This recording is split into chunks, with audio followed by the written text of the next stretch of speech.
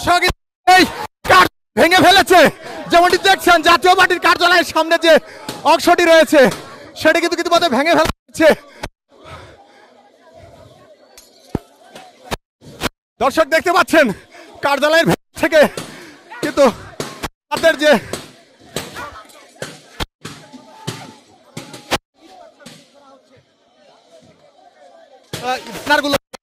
তাদের যে কার্যক্রম রয়েছে সেগুলোতে আমরা যেমন দর্শক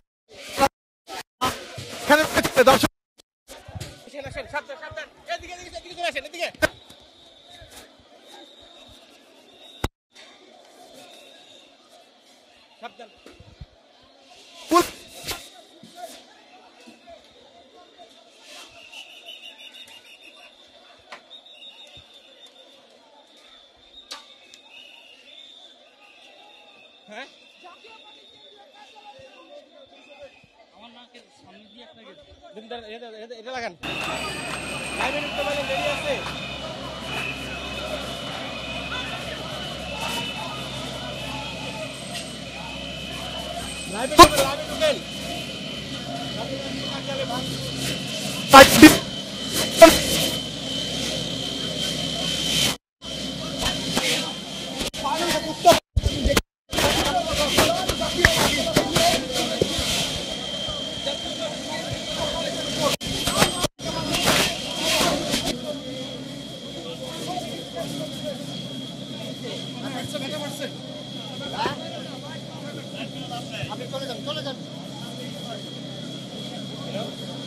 মধ্য দিয়ে চলছে সংঘর্ষ, অর্থাৎ গণ অধিকারের নেতাকর্মীদের ধাওয়া দিয়ে পুলিশ সামনের দিকে নিয়ে যাচ্ছে। অর্থাৎ তারা চাচ্ছেন যে কোনো ধরনের অপ্রীতিকর ঘটনা না ঘটুক, কিন্তু যে আন্দোলনের আপনারা দেখছেন যে বিকাল থেকে বিজয়নগরে ইসলামী আন্দোলন এবং বিভিন্ন অঙ্গ সংগঠন বিভিন্ন সংগঠন নুরুল হক নূরের উপরে যে হামলা হয়েছে, হামলার প্রতিবাদে তারা বিক্ষোভ মিছিল করে আসছিলেন।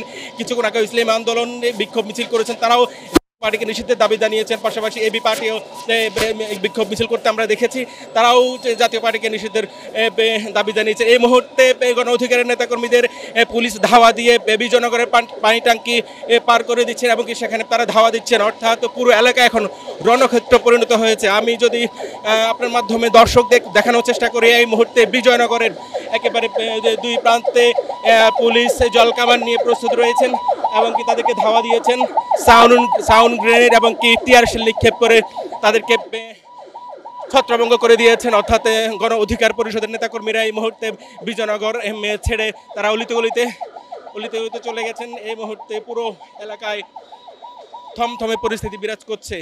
আলম কিছু অর্থাৎ সন্ধ্যার আগ মুহূর্তে এখানে বিক্ষোভ মিছিল করেছিল গণ অধিকার পরিষদের নেতাকর্মীরা।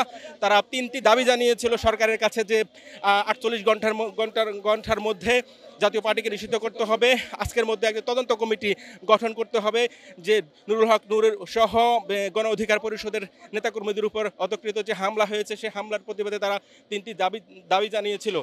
এই মুহূর্তে চলছে একেবারে রণক্ষেত্রে একজনকে গ্রেপ্তার করেছে পুলিশ এবং কি মারধর করছে আমরা দেখতে পাচ্ছি।